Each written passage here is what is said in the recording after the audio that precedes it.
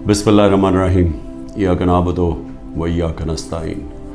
मेरे पाकिस्तानियों, आज IMF के डेलीगेशन से मैंने मीटिंग की और मेरी टीम ने, और इस मीटिंग का मकसद जिस तरह सबको अंदाज़ा होगा, वो मीटिंग का मकसद ये था कि IMF एक 9 महीने के लिए एक प्रोग्राम लेके आ रहा है जिसको स्टैंड बाय एग्रीमेंट कहते हैं। ये क्यों लेके आ रहा है?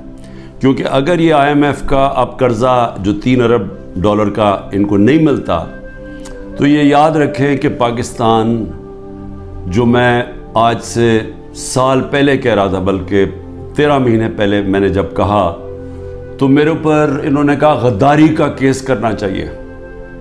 सारा शोर मच गया कि इमरान खान मुल्क के अंदर एक वो फ़िज़ा बना रहा है जिससे मुल्क की मैशत को नुकसान होगा।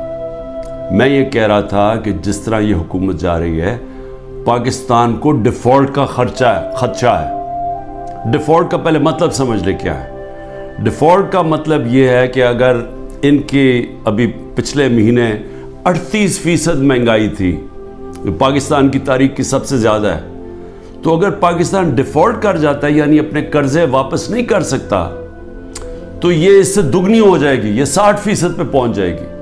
बल्कि ये वो जिसको कहते हैं हाइपर इन्फ्लेशन, कि वो आएगी महंगाई पाकिस्तान में कि लोग, यानी एक डबल रोटी लेने के लिए नोटों की थदियाँ ले जानी पड़ेंगी, यानी जिसको हाइपर इन्फ्लेशन कहते हैं। उससे कमज़ोर तो बिल्कुल ही पिस जाता है ना। तनख्वाहदार तबका जो आज बड़े बुरे हालात में है, इससे बहुत दुगने बुरे हालात होते हैं अगर डिफ़ॉल्ट करता है। और सिर्फ फ़ायदा किनको होता है? जिन्होंने डॉलर में पैसा रखा हुआ है, जो मुल्क से बाहर हैं।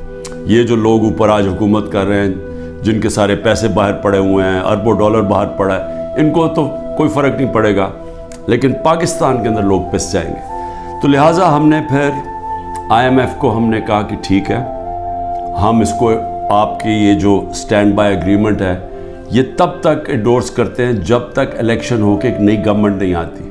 जो नई गवर्नमेंट आएगी, ज़ाहिर है वो अपना फिर से अपने प्रोग्राम के तहत IMF से बातचीत करेगी। लेकिन सिर्फ मैं एक चीज़ कहना चाहता हूँ आज, कि यही जब हमें मुश्किल पड़ी थी FATF के ऊपर, FATF की हमें ब्लैक लिस्ट पे हमें खदशा था कि हमें डालने लगे हैं।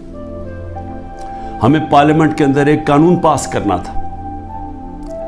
तो जब हमने ऑपोजिशन को कानून पास करने का कहा, क्योंकि अगर ब्लैक लिस्ट पे आ जाए तो वो भी पाकिस्तान में सैंक्शंस लग जाती हैं, वो फिर वही हालात बनने शुरू हो जाते हैं जो कि एक डिफ़ॉल्ट से होते हैं, यानी फाइनेंसिंग ख़त्म हो जाती है बाहर से, उस चीज़ें महंगी हो जाती है, महंगाई होती है, गुर्बत बढ़ जाती है। तो उससे बचने के लिए हमने वो लेजिस्लेशन पास कर दी थी असेंबली में। तो जब हमने ये PDM के लोगों को कहा कि ये हमारी मदद करें ये लेजिस्लेशन पास करने में, तो इन्होंने आगे से कहा कि पहले हमें NRO दो, नैब के अंदर चेंजेस लेके आओ, जो हमारे ऊपर पहले इनके दौर के जो करप्शन के केसेस थे वो माफ़ करो, और अगर वो आप नहीं करेंगे तो हम आपके साथ नहीं देंगे।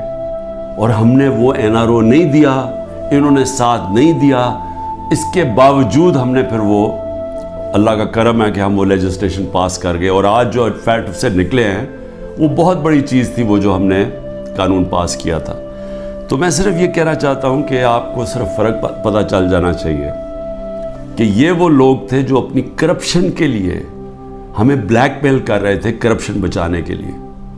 आज ये हालात हैं जब हम इनकी मदद कर रहे हैं, क्योंकि हम IMF को क्यों चाहिए कि हमारी मदद क्यों चाहिए?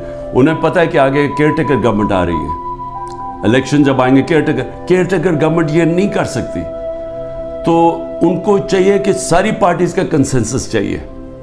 हम सिर्फ मदद पाकिस्तान के लिए कर रहे हैं, जबकि 10,000 हमारे कारकुन जेलों में हैं। आज जो हमारी इकोनॉमिक टीम थी वो सारी अंडरग्राउंड है, उनको इकट्ठा किया, जूम के ऊपर लिया। मेरे ऊपर 180 केसेस बन चुके हैं। सारी सीनियर लीडरशिप की यहाँ अंदर है केसेस हैं, और जो बाहर निकलती हैं तो उनको कहते हैं कि जी पहले का पार्टी छोड़ोगे, नहीं तो हम आपको अंदर रखेंगे। जो हमारे लीडरशिप जेल में है उनके ऊपर इंतहा किस्म का پریشر ڈالا جا رہا ہے.